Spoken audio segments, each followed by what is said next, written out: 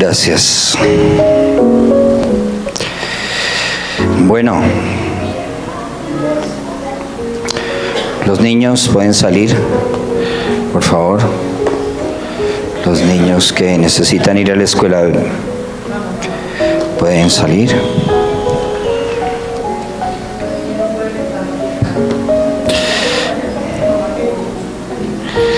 Ok. Bueno.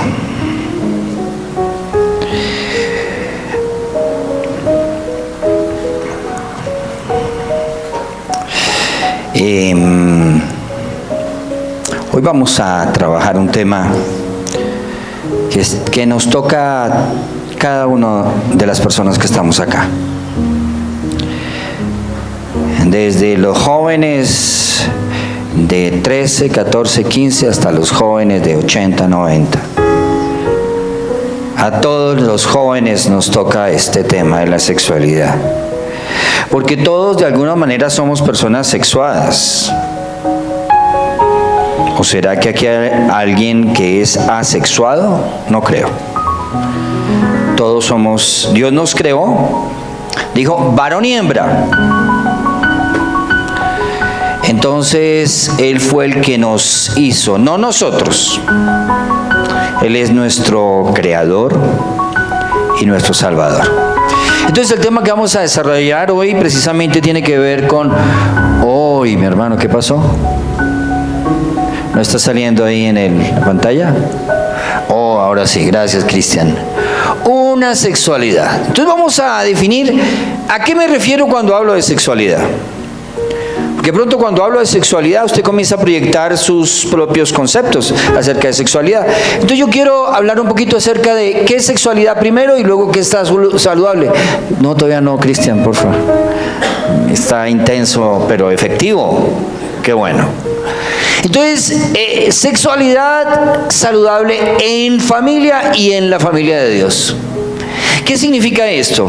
Que la sexualidad tiene implicaciones relacionales, en comunidad, en familia, en pareja, pero también tiene implicaciones individuales. La sexualidad en el siglo XXI, podemos hablar de la sexualidad en tiempos del SIDA, por ejemplo. Podemos hablar la sexualidad en tiempos de la violencia sexual.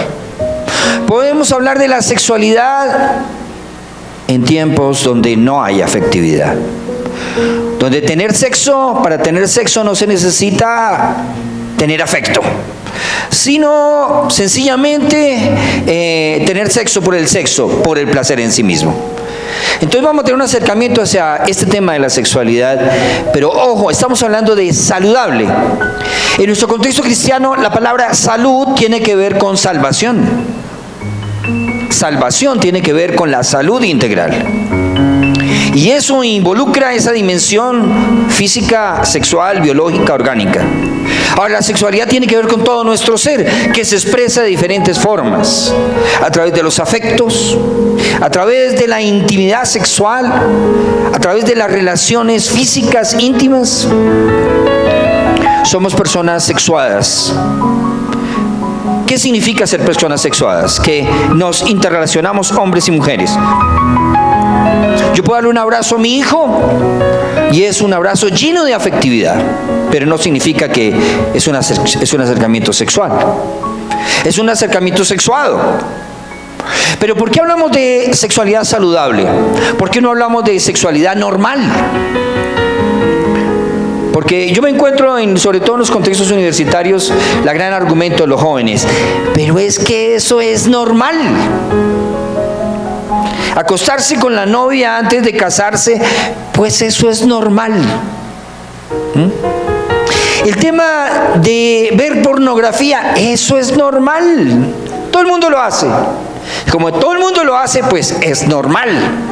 Pues sí, eso puede ser muy normal. La pregunta es, ¿qué tan saludable es? ¿Qué tan saludable es ver pornografía? No, eso todo el mundo lo hace. Pues resulta que desde los estudios de la neuropsicología, desde los acercamientos que tenemos hacia la problemática de la pornografía, se ha encontrado que la pornografía distorsiona el imaginario de la sexualidad.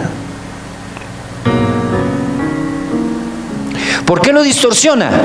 Porque resulta que las relaciones sexuales no son como las pintan ahí. Además de eso, la distorsiona porque la persona se convierte en un objeto sexual. Entonces se pierde el factor de relación. ¿Cuál es el factor de relación? De que son dos sujetos, son dos personas. Entonces también, ¿qué pasa? Que tener sexo por tener sexo se vuelve en el objetivo. Y el sexo se enmarca dentro de un plano de seguridad. Entonces tenemos problemas con los límites también. Entonces, por esa razón y por muchas otras más que tendríamos que sacar mucho tiempo para hablarles, el tema de la pornografía no es muy saludable. Entonces la sexualidad como la queremos plantear es una sexualidad saludable enmarcada dentro de cómo vivimos nuestra fe sexual. ¿Fe sexual? ¿Qué es eso? Sí, cómo vivimos lo que creemos con respecto a nuestra corporeidad. Porque es que la sexualidad se expresa a través de lo que somos, sentimos, pensamos. Entonces la sexualidad abarca todo nuestro ser. Pablo lo dijo, y todo vuestro ser espiritual, alma y cuerpo sea guardado irreprensible. O sea que la sexualidad tiene y abarca toda la integralidad del ser humano. No es solamente un tema de genitales, no es solamente un tema de genitalia. Ahora, los genitales tienen otras funciones y expresan y diferencian también. Entonces, cuando el ginecólogo y el ginecobstetra ve que están haciendo allí el bebé o la bebé, entonces él no le va a mirar un brazo para decir es niño, o no le va a ver una pierna para decir qué pierna, será niña o será niño. No, él va derecho a los genitales y dice es niño o es niña. Y algunos dirán, no, pero es que no se sabe si es chicha o limonada, es intersexual. Bueno, hay que definir y determinar entonces si va a ser niño o va a ser niña. Pero no se va a quedar en la mitad. Hay algunos que se quedan en la mitad, con todas unas implicaciones y unas complejidades con respecto al tema de la intersexualidad.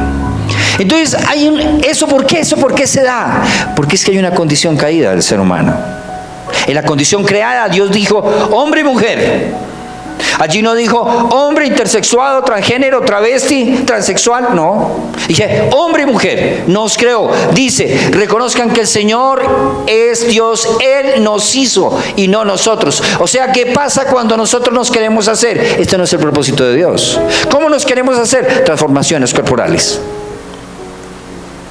Prótesis de pechos, me refiero a hombres que quieren colocarse prótesis, o mujeres que quieren tener genitales de hombres. Un momentico, eso no le corresponde a la creación, eso es del creador, no es de la creación. Entonces estamos jugando a ser dioses. Entonces aquello que en un tiempo era una patología, ahora se convirtió en una virtud. Vaya enredo. El médico, cuando un niño nacía, anteriormente se llamaba hermafroditismo, hoy en día es intersexual, decía, bueno, hay que definir, hagamos unos estudios de endocrinología, hagamos unos estudios de género, hagamos unos estudios. Esperemos que el niño crezca y vamos a ver que en su cuerpo se comienza a identificar feminidades, masculinidades, ¿qué puede ser? Hagamos un estudio psicoemocional, psicoafectivo, psicosexual, para ver el niño cuál es realmente su sexo. Y se hacían intervenciones. A veces erradas, otras veces no tan erradas. Pero se buscaba una dirección. Hoy en día no. Hoy en día entonces ya tenemos problemas, porque incluso la Sociedad Colombiana de Pediatría en un comunicado hace muchos años que decía, bueno, pues entonces ahora vamos a tener que, ya no podemos colocar niño o niña. No, sino que ahora entonces vamos a tener que esperar a ver qué define y qué orienta el chico. Ya no se puede decir niño ni no. Cuando estaba la ministra Parodi, no, es que es o no es niña o no es niño. El tema es, cuando comenzamos a interactuar nuestros valores y creencias, nuestra fe como cristianos, y fe también es pensar, creer también es pensar. Es que yo tengo que creer porque lo dice el pastor, porque lo dice la Biblia. No. Dios nos permite dialogar, interactuar. Tenemos que enseñarle a pensar a nuestros jóvenes acerca de estos temas. Entonces si le preguntan, ¿y qué piensa usted del aborto? Siento que es pecado. ¿Pero por qué es pecado? Porque lo dijo mi pastor. ¿Y por qué lo dijo su pastor? Porque la Biblia lo dice. ¿Por qué la Biblia lo dice? Ah, no, hasta ahí llegó. Ah, también dice que los que abortan, sí, todos los homosexuales, todos, eso se va para el infierno. Y si usted sigue pecando, se le cae el pipí. Eso no es un diálogo, es un tema de juicio. Tenemos que saber dialogar con nuestros jóvenes, enseñarles que cuando lleguen a la universidad tienen que pensar su fe. Eso se llama apologética, dar razón de lo que creen. Tenemos que dialogar mucho con nuestros jóvenes, mucho como pareja, para entender cómo vivimos nuestra relación sexual. Interactuar también como mujeres solteras, cómo viven sus relaciones sexuales. ¿Renuncian a su genitalidad y viven solamente su sexualidad? ¿O siguen viviendo una genitalidad que los lleva a la promiscuidad y a otro tipo de riesgos? Eso tiene que ver con nuestra fe, tiene que ver con nuestras creencias y nuestros valores. Pero tenemos detrás de todo esto un Dios lógico. Un Dios que no nos dice, no importa, yo lo digo así, péguese un tiro, no importa lo que usted piense. Se llama suicidio intelectual. No, eso no nos manda Dios. Dios me permite dialogar con Él. Para Jesús era muy importante el diálogo. La fe se construye a partir del diálogo. Jesús le preguntaba a sus discípulos, ¿quién dicen ustedes que soy yo? Comienza por una pregunta. Él no comienza diciendo, ¿ustedes no saben quién soy yo? No. ¿Y los hombres qué dicen acerca de mí? La fe se pregunta. Dialogaban con Él, se cuestionaban muchas cosas. Él los cuestionaba. Entonces debemos de tener en cuenta de que Él nos hizo, no nosotros. Sigue. Entonces, sexualidad, ¿qué tiene que ver con sexualidad? Dale, Cristian. La sexualidad se expresa como sí mismos corporales. ¿Qué significa eso? Que se expresa a través de su corporeidad. Pero no tan solo se expresa a través de su corporeidad.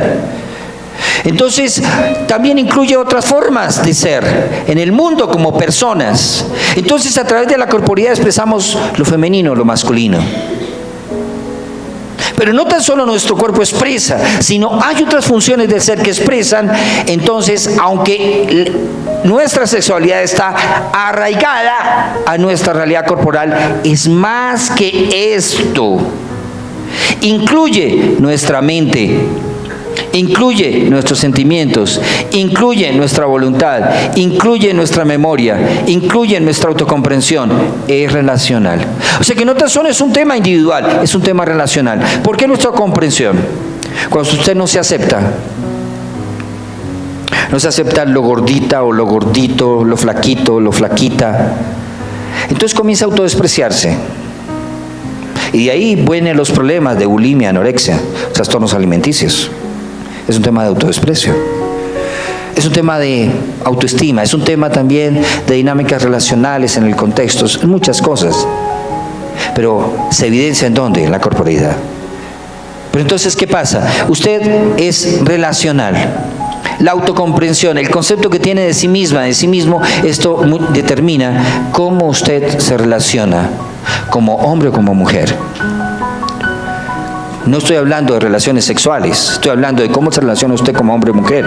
Entonces, de pronto, si usted fue víctima de una situación de abuso, entonces será la persona que no se ha dado cuenta, pero se tapa como si fuera un esquimal. Entonces se pone una blusa, un saco, un resaco, un chal, un sobre todo, una gabardina.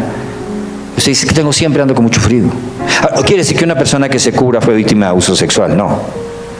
Sobre todo en estos fríos que están haciendo en estos días. Pero ¿qué es lo que trata de hacer? O una persona se engorda. Tiene un problema de obesidad. Puede ser la glándula tiroides. Listo. Pero también puede ser una situación que vive un abuso. Y el invisibilizarse siente que la protege. ¿Por qué? Porque es que yo era una muchacha muy bonita, muy deseable, entonces por allá un primo o un tío me tocó inadecuadamente, entonces mejor me quedo gordita. Por ejemplo, es otra forma de invisibilizarse, de hacerse invisible. ¿Frente a qué? A que la miren, porque es un riesgo para ella con ese evento que vivió. Es una forma de hacerse invisible. Entonces, la autocomprensión sí tiene que ver también con el tema. La memoria, lo que sucede en nuestros eventos, los recordamos de forma inadecuada. La sanidad no se construye en el olvido. No, es que yo tengo que dejar de olvidar eso. Más bien, dejar de recordar sin dolor es un indicador de sanidad. Pero el no recordar nuestra vida, eso comúnmente se le llaman momias. Cuando yo miro mi pasado, puedo ver un pasado redimido. Y puedo hablar de mi pasado redimido. Pero cuando yo no quiero mirar mi pasado, es un pasado no resuelto.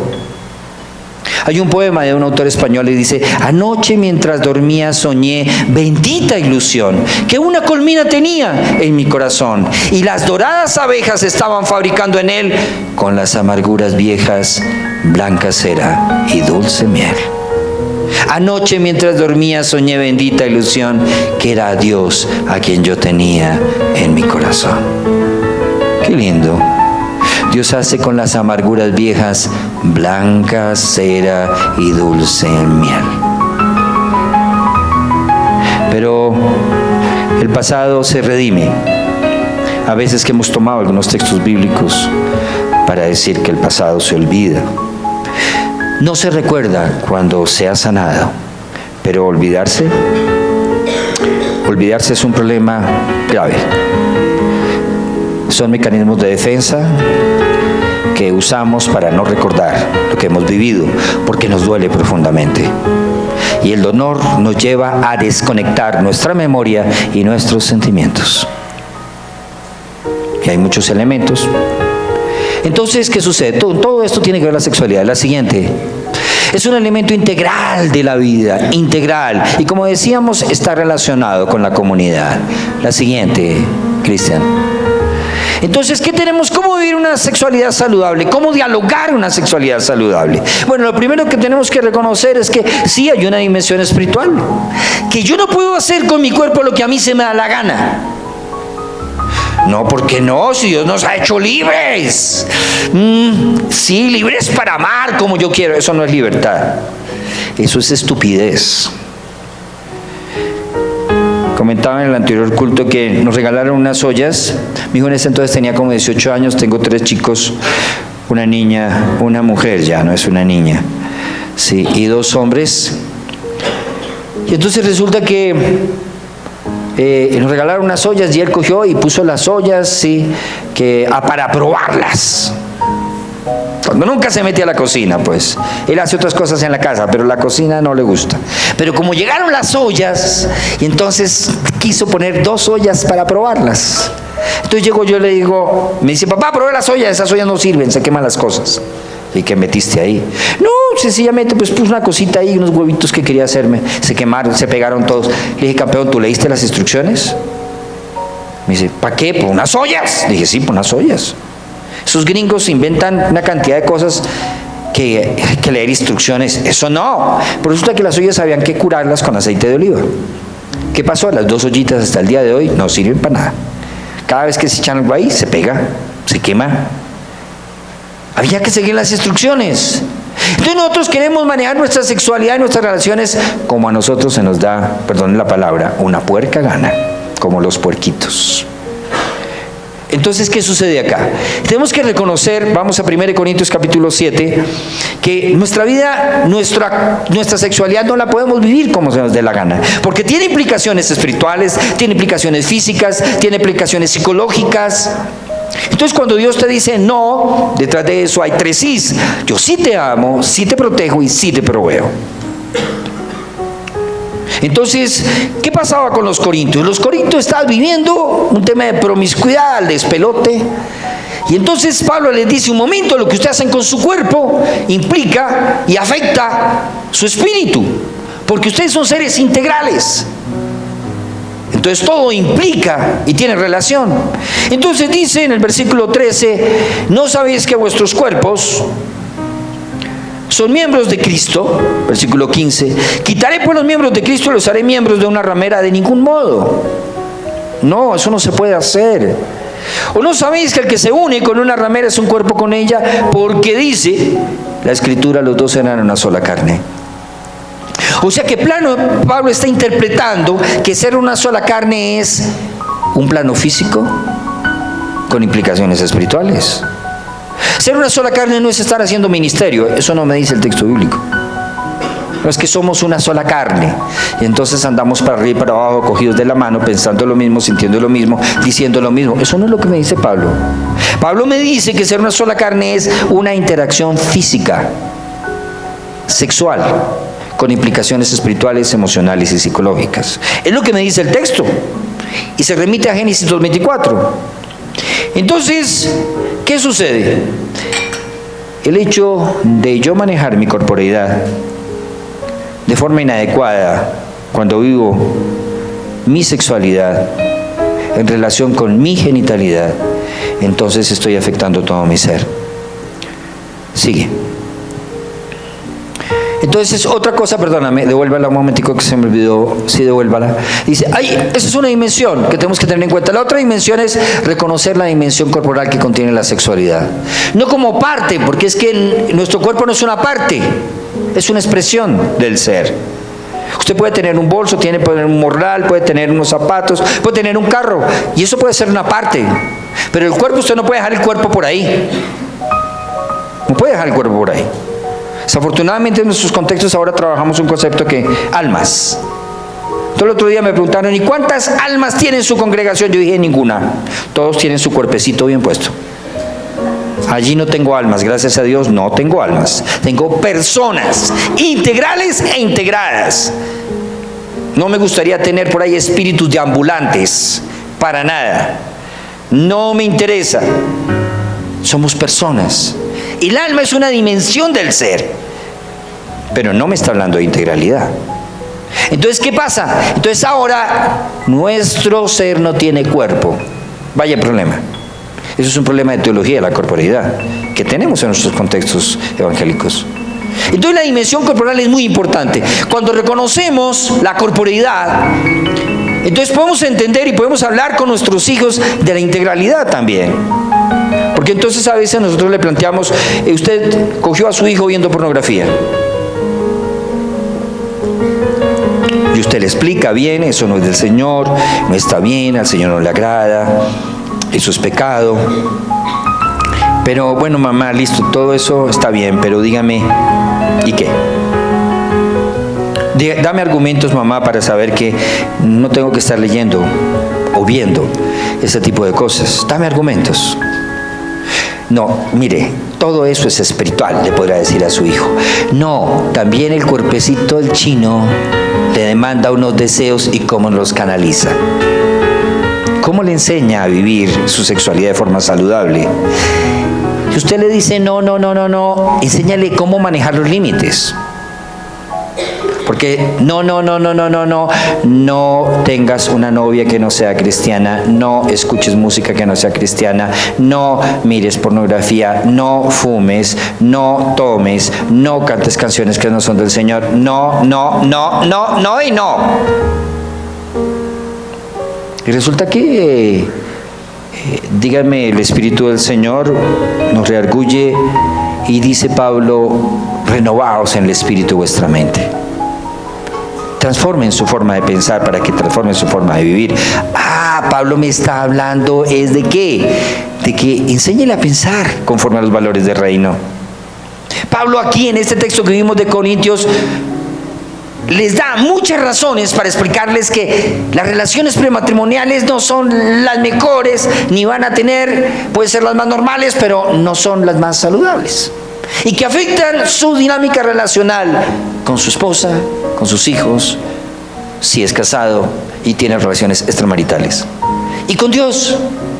Pero les da razones, les da argumentos. Entonces Pablo, ¿qué es lo que estaba haciendo? Estaba hablando de cosmovisión. No era tan solo hagas y no hagas. Le estaba presentando una forma diferente de ver el mundo. Eso es lo que tenemos que hacer con nuestros hijos.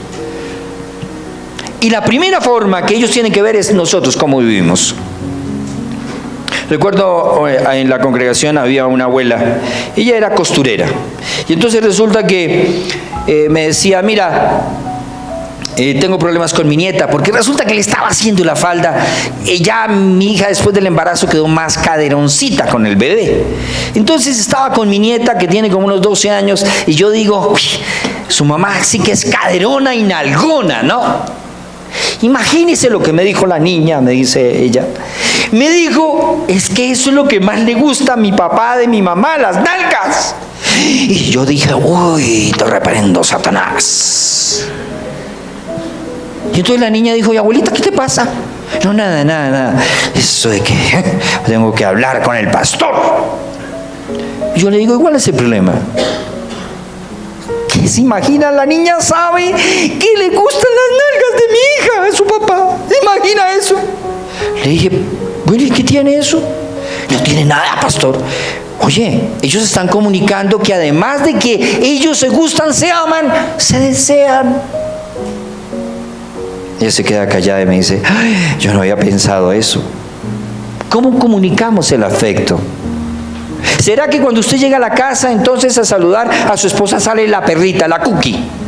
Entonces la perrita, esos perritos siempre llegan de primero a saludar, ¿no? Entonces llega la Cookie, eso se mueve, y él la saluda, ay, mi linda, mi amor, ¿ya comiste? Ay, ¿cómo estás? ¿Cómo te levantaste? La Cookie linda que viene a saludarme. Y sale la esposa, dice, hola, ¿cómo estás?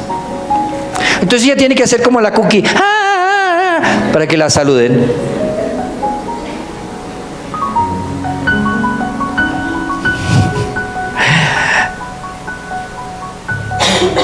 Ese es un tema que tenemos que hacer diferencia. Cuando un hijo entiende que papá y mamá se aman, se sienten seguros. Se sienten segurísimos. Pero cuando ve que papá y mamá no se aman. Ahora, no amarse no es que no peleen, pueden pelear y aprender a pelear. Y los niños tienen que entender de que hay situaciones de que papá y mamá no están de acuerdo, a veces no saben manejar las cosas. Y no se trata de hablar de temas de pareja delante de ellos, porque esa no es la idea. Pero tenemos que aprender, sí, que ellos entiendan de que una diferencia no significa que nos vamos a separar. Porque es que en el colegio todo el contexto está hablando de que se separaron mis papás, es que mi papá le pegó a mi mamá, y es que mi mamá le mandó un taconazo y ta. Entonces el niño se rodea de muchos miedos. Entonces tenemos que aprender a hablar con los niños y no hablar delante de los niños los temas que son de nosotros, delante de nuestros hijos tampoco. Porque entonces a veces nos convertimos en puente. Entonces también tenemos que aprender. Nuestros hijos no tienen por qué meterse en los problemas de los adultos, son problemas de nosotros. Y eso es una problemática cuando le damos a los niños y los empoderamos de asuntos que no tienen por qué asumirse. O si no queremos que sea el hombre de la casa.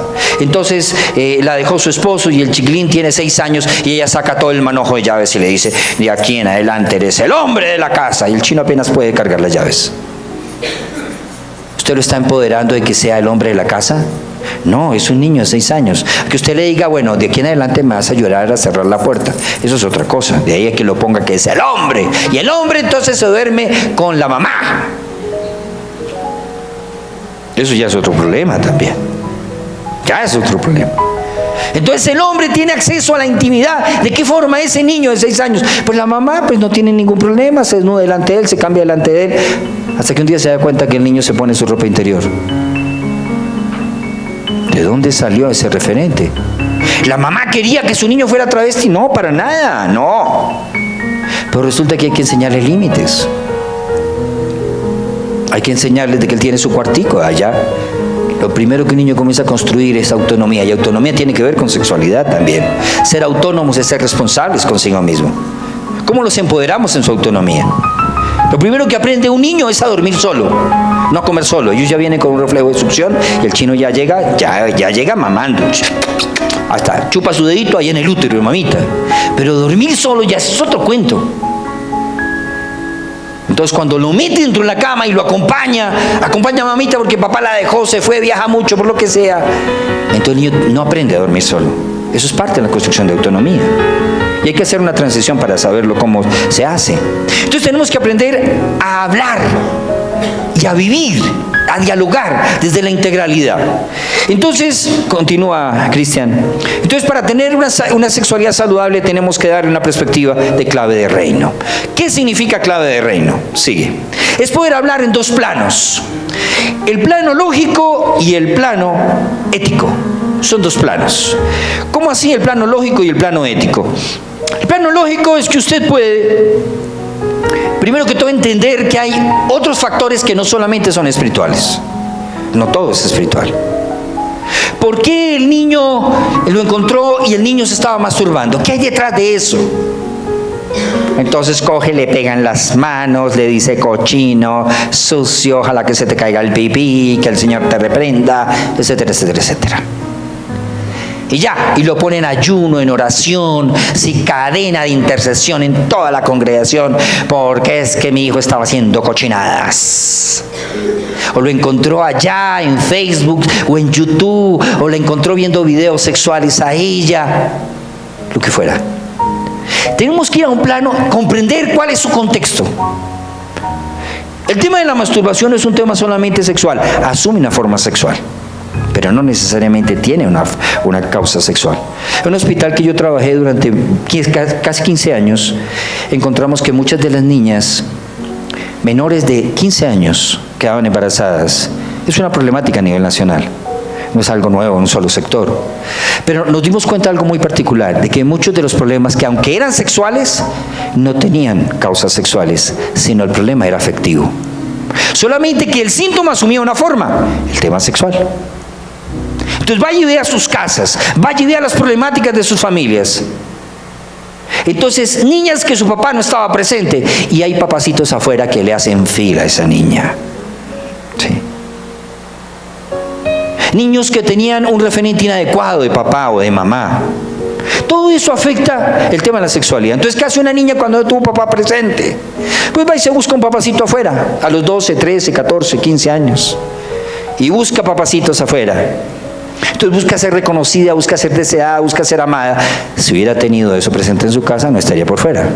Entonces no me lo reduzca al contexto espiritual, porque hay un contexto que usted tiene que leer también. Un niño que se la pasa todo el tiempo solo y descubre que tocándose sus genitales, sea niña o niño, encuentra placer y eso le produce una sensación de satisfacción a ella o a él. Entonces el sentimiento de soledad se lo calma. La ansiedad que le genera la soledad se la calma. Entonces después desarrolla, ¿sí?, un comportamiento que se convierte hasta en una obsesión en la niña y en el niño. Entonces usted me podrá decir, es que tiene un espíritu inmundo de lascivia y la Julia. Lascivia y lujuria. Veamos el contexto del niño y de la niña. ¿Qué pasó? ¿Cuánto tiempo la dejaste sola? No, es que mientras que yo estaba en la obra del Señor, Dios cuidaba la obra de mis hijos. Dios no va a hacer lo que tú tienes que hacer, Padre. Olvídate. Si Dios te dio hijos es para que los paternes y maternes. No para decirle, Dios, cuídamelos mientras que yo voy. No, un momentico, Dios no va a hacer lo que tú tienes que hacer. Dios le dijo a Noé, construye un templo, un arca, Noé. Y Noé se puso a orar y a ayunar para que el Señor le construyera el arca, y ayunó y batalló. Y el Señor no se la construyó y se ahogó. No. Noé se puso pilas, Dios le dio las medidas y construyó el arca. Arca construida, diluvio enviado, puerta cerrada por parte de Dios. Entonces hay cosas que no. O sea que ese es un plano lógico. Tenemos que entender otras dimensiones que se viven: soledad, angustia, ansiedad, situaciones de abuso. Esto no es solamente un tema espiritual. Entonces, como es un tema espiritual, entonces mandamos al congreso, al evento, al encuentro, para que le saquen el chuki, el demonio. Y entonces devuelve y sigue con la cosita en la mañita inmunda. Entonces el rechuki al siguiente encuentro. Y sigue con la maña inmunda. Entonces lo mandamos a que le sacan la novia de Chucky. Y sigue con la maña inmunda. No, eso es falta de fe de ustedes, papás. ¿Qué pasa? No, es un plano que tenemos que entender, pero también hay otro plano, que es el plano ético. Sí. El plano ético involucra el tema de que allí no hay salud. ¿Cómo trabajamos sobre la salud de nuestros hijos? Hay un plano ético, sí. Que nuestro hijo lo encontramos viendo pornografía homosexual. Que un día nos dijo, papá, soy gay. Aprender a relacionarnos en esos contextos no es fácil. Entonces, primero que todo es una pérdida para la familia. Y es una pérdida para él también. No, ustedes me tienen que aceptar así como yo soy, porque así yo nací. Desde chiquitico a mí me gustaban los chicos. No, chiquitico, dígame un carajito de 5 años a ver qué entendimiento tiene, ¿sí? De que me gustan los niños. Cuando ni siquiera le dicen, a los 5 años su mamá hizo un arroz con clavos y canela. Y el niño dice, mi mamá le echó puntillas al arroz. ¿Se llama pensamiento concreto? O si la mamá le dice, vamos a comer muchacho en salsa. El niño de 6 años dice, ay, ¿a quién de los muchachos de la congregación lo mataron? Y cuando van a decir, vamos a comer brazo de reina, dice, a una reina le quitaron el brazo. ¿Qué concienciación tiene un carajito de 5 años para decir que le gustaban los niños? Cuando ni siquiera su cerebro se había desarrollado totalmente. Eso es un tema enseñado de una cultura gay. Pero yo tengo que entender qué pasó con ese niño. ¿Qué pasó? Y no siempre tiene que ver con mi responsabilidad como padre. Usted puede ser un padre presente. Usted puede ser una madre presente. El hecho de que seamos buenos padres no significa que tengamos buenos hijos. Ay, lo que está diciendo, sí. En Isaías Dios dijo, crié hijos, los engrandecí y ellos se rebelaron contra mí. Mejor padre no podemos tener. Hay veces que sí, fallamos, pero nosotros no somos responsables de las elecciones de nuestros hijos. Somos responsables de haber sido ausentes, pero no somos responsables de que él eligió esa condición. No, eso se elige, es que hay un gen gay. No, no hay ningún gen gay. Eso confluye en muchas cosas. Sí, elementos culturales, sí, elementos familiares, sí. Pero hay un factor biológico, orgánico y genético también. Entonces tenemos que ver ese plano lógico. El plano ético, ¿cómo nos relacionamos con nuestro hijo? ¿Cómo lo amamos? No, yo no amo esa porquería. Ahora se me va a contaminar en mi casa. ¿Sí? Lo reprendo. No, un momentico. Aquí en mi casa hay unas normas, campeón. Y no estoy de acuerdo con el tema que tú escogiste, con la vida que tú escogiste. No estoy de acuerdo. Yo a ti te amo, pero no apruebo lo que tú estás haciendo. Y no vengas con el cuento a decirles que yo amo al pecador y odio el pecado. Ese es un cuento muy teológico que no se lo va a entender. Y sí se va a sentir descalificado, se va a sentir distanciado y segregado. Pero usted le puede decir lo mismo sin descalificarlo. Mira, yo a ti no te apruebo eso, te amo. Y eso de amar a un hijo en esa condición no es fácil. Eso es lo que yo llamo amar sin expectativas, pero con propósito. Y eso lo ilustra la parábola del hijo pródigo. El hijo se fue. El padre tuvo que vender otros terrenos para darle parte de la herencia, era típico en ese contexto. Y se gastó la platica. ¿Ustedes se imaginan qué dirían el padre cuando iba el padre al pueblo y entonces llegaba al pueblo y entonces escuchaban los comentarios de la aldea? Como dicen, pueblo pequeño, infierno grande. Mira, ese es el padre, su hijo se le volvió gay, su hija se le volvió lesbiana, dejó la casa, se tiró la plata, le pidió la oreja y salió corriendo y no ha regresado. Y por allá las noticias y los chismes nos dicen que están criando cerdos, el hijo del pastor, el hijo de la pastora, el hijo del líder, es que criando cerdos, quién sabe en qué pecado están. El Señor les reprenda, eso es falta de liberación, están contaminando a la congregación. ¿Se creen que...? Y el padre se quedaba callado, no decía nada, no se defendía, no se justificaba. Lloraba por dentro y le dolía a mi hijo. ¿Cuándo regresará? Y salía allá a mirar en la esquina. ¿Cuándo regresará mi hijo? Y de pronto el hijo apareció un día. Y entonces el padre se quedó mirándole y comenzó a gritarle: inmundo, cochino, aquí no lo recibo, usted aquí no vuelve, olvídese de mí, yo soy un papá evangélico, cristiano, apostólico, yo. No, el padre salió corriendo, le llenó de besos, lo abrazó y le dijo, no le dejó hablar. Dijo, haga maquete, celebremos, ha llegado mi hijo que muerto era. Eso es amar sin expectativas. O de pronto el hijo no se había arrepentido, pero se encontró con él. Hace poco tuve un caso que es tenaz. Yo nunca había vivido una situación de esas como terapeuta. Me llama un pastor y me dice, no, me llama la hija del pastor, me dice, William, necesito hablar contigo. Le dije, ¿qué pasa? Estoy embarazada. Ay, tenaz, 18 años. Era la mano derecha de su papá. Le dije, bueno, ¿y en qué quieres que yo te ayude? Me dijo, necesito hablar con mi papá. Me dijo, listo, yo te ayudo. A ver, ¿cómo vamos a hablar con tu papá? Me dijo, pero es que el problema no es ese, William. El problema es que quiero abortar. Duré hablando con ella mucho tiempo, pero ella no cambió su opinión. Entonces habló con su papá y le dice, papá, estoy embarazada. Sí.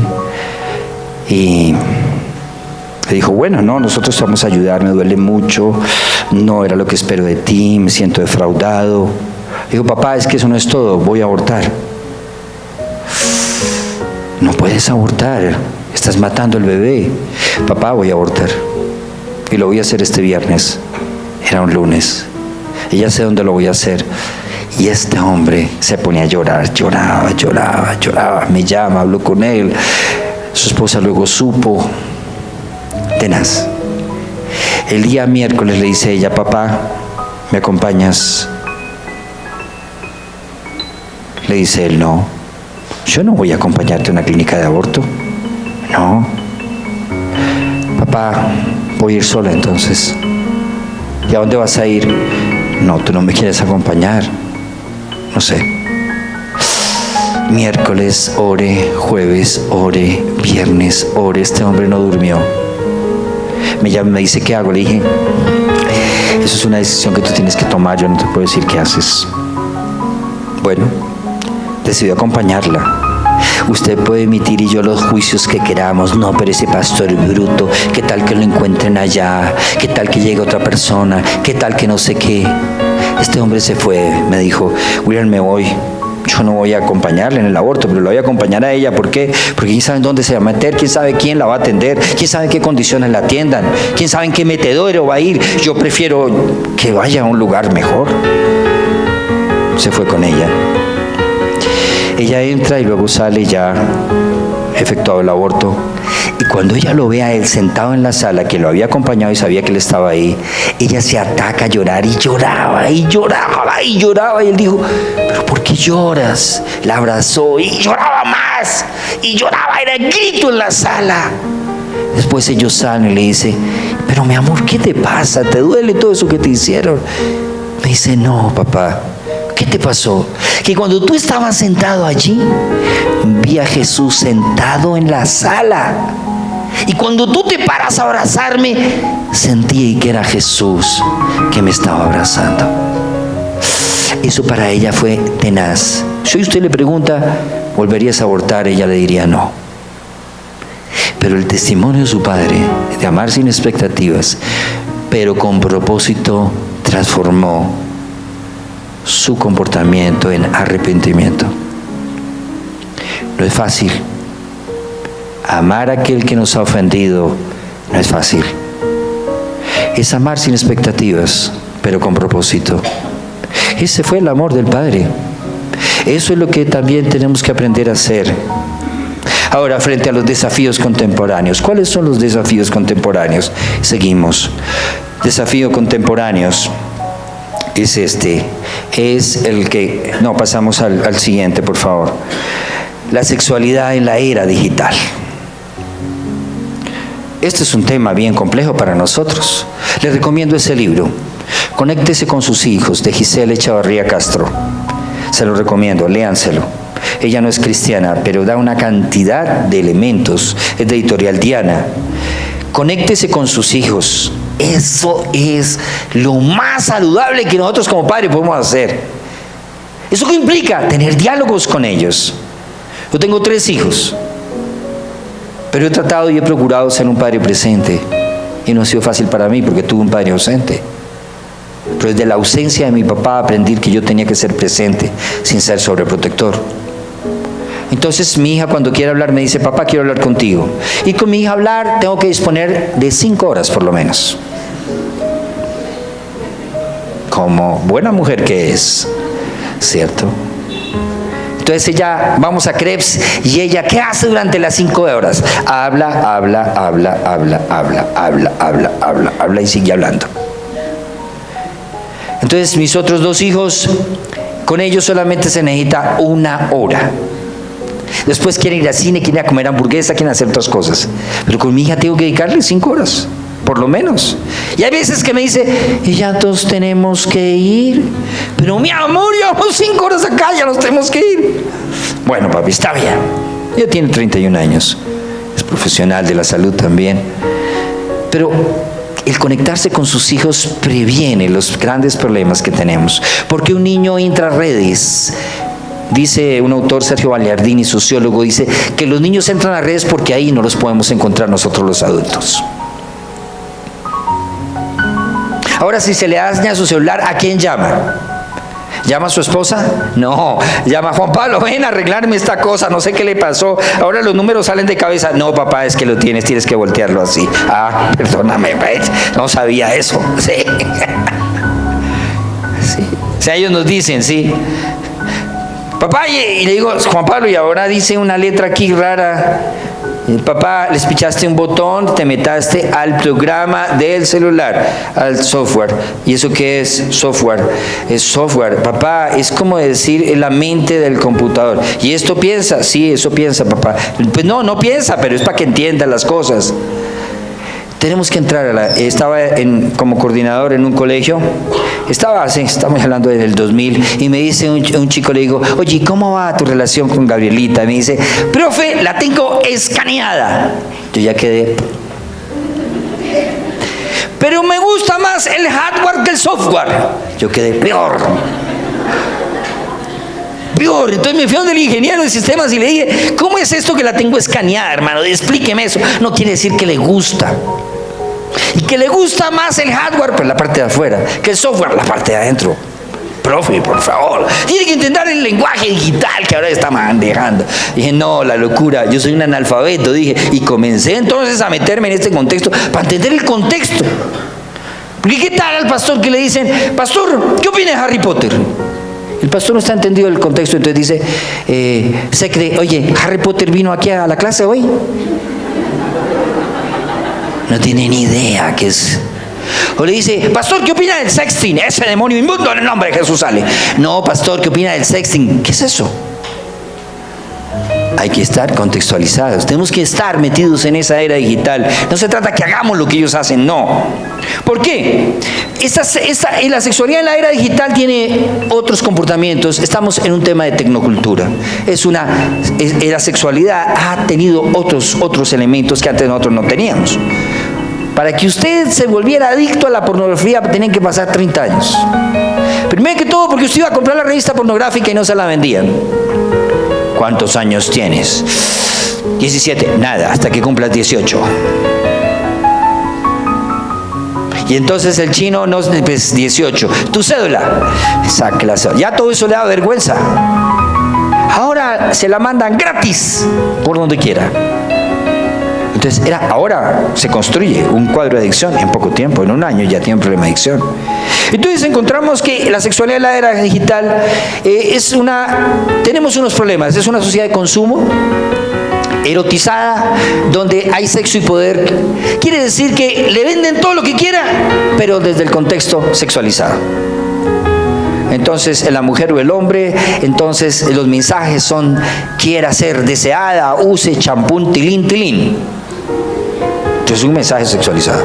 O sale una modelo vestida de niña, sexualizando la infancia. ¿Ves? Entonces le ofrecen un perfume y este perfume le da poder sobre las mujeres. Entonces este desodorante que se lo echan por todo el cuerpo, y todas las mujeres detrás, entonces eso le da poder. Entonces, ¿qué es eso? Es una sociedad de consumo erotizada. Esto ha llevado a la construcción de modelos masculinos y femeninos, ¿sí? Entonces el otro día estábamos con mi esposa y entonces yo le dije a mi esposa, uy, esa señora, estamos en el Transmilenio y sale la señora, pero mi esposa me dice, se le corrió una nalga, y entonces aparecía que un turupi hacia afuera, y yo miro, ¿y qué le pasó a la señora? Pues resulta que tenía ¿un qué? Una bolsa ahí, la almohada ahí, para mostrarse más la nalga, y se le corrió, y eso se veía horrible. En un Transmilenio a uno se le corre todo, a las 5 de la tarde se le corre todo. Entonces mi esposa se reía, decía, no, pero entonces ella se atrevió a decirle, señora, mire tal cosa. Y dice, ay, señora, gracias. Entonces se puso el buzo así. Entonces le levantaba el buzo todo levantado. Y es peor todavía. Entonces lleva a construcción de modelos masculinos y femeninos. Cree por tener el busto así de grandotote. Ya. Entonces ya esos son modelos que establecemos. Entonces, ¿qué pasa? También el tema del sexismo, o sea, es normal, eso es normal. Entonces, pero estas imágenes son aprovechadas por la trata de personas, por ejemplo. Entonces, que mandó una imagen sexual y ya no es la imagen sexual de la publicidad, es una imagen de ella misma. Que el novio que le pidió que le mandara, sí, los pechos, y entonces ella, toda, sí, ingenua, le manda, sí, se manda con los pechos. ¿Y qué hace el novio? Lo publica en Facebook, lo publica en YouTube. Y eso en Colombia ya está penalizado. Eso está penalizado. ¿Ve? Pero entonces utilizan el WhatsApp, ¿no? No, el WhatsApp no, hay otro, Natchat, ¿cómo es que se llama eso? Ah, ustedes saben, ¿no? No, esa aplicación la utilizan mucho los jóvenes, ¿sí? Pero no para dialogar, qué bueno que sean diálogos, sino para mandarse imágenes que se pierden, pero es que en un momento, en esos minutos o esos segundos que la imagen está ahí, el muchacho le saca y quedó ahí capturada la imagen. Entonces, la normalización del sexismo, sobre todo en el contexto de los jóvenes. Tuve el caso de una muchacha que ella hace sexting, pero ese sexting lo usan, luego a ella la extorsionan y luego ella termina siendo involucrada en un problema de trata de personas y termina en Japón en tráfico de personas por una mafia que se llama la mafia yakuza. Usted puede entrar en internet y ve los casos de la mafia yakuza y el trata de personas en YouTube. Entonces, tenemos ese problema en esa era digital. Hay nuevas formas de violencia contra las mujeres en la red. Hay sexting. ¿Qué es el sexting? Sexo y texting es un mensaje sexualizado a través de un texto. También es ciberbullying, es ese ciberacoso o el acoso silencioso. No, usan las imágenes que en algún momento le llegó para acosar a la persona, para extorsionar a la persona también. O sexoextorsión, ya es otra forma de explotación sexual.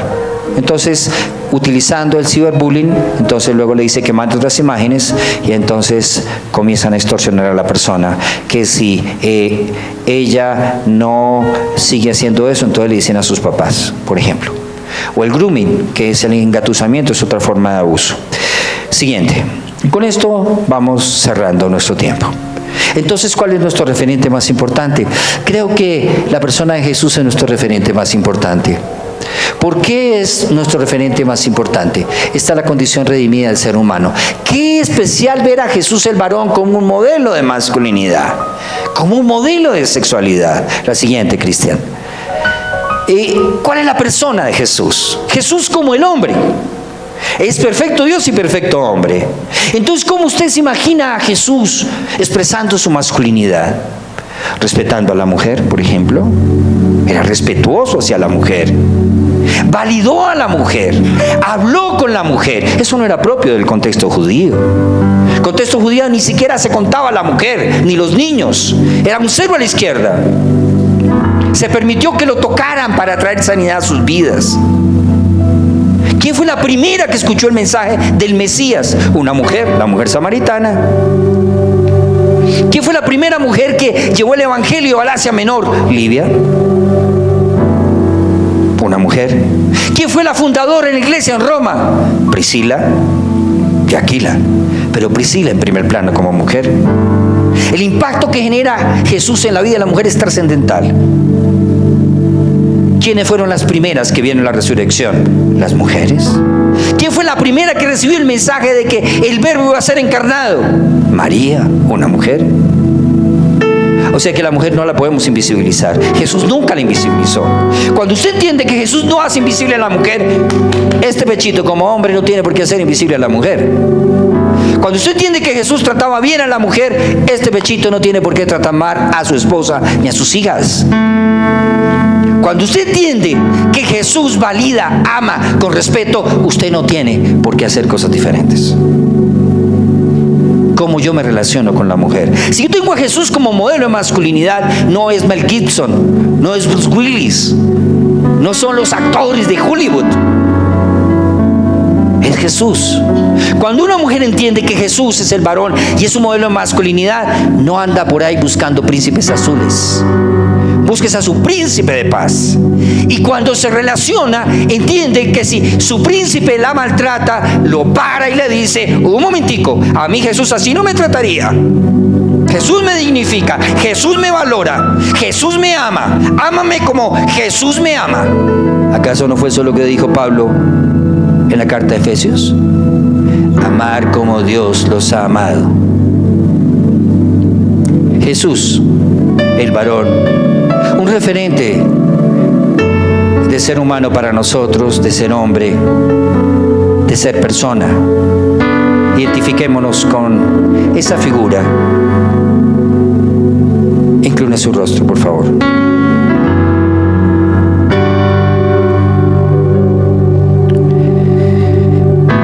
Dígale: Señor, gracias por hacerme mujer. Aunque muchas veces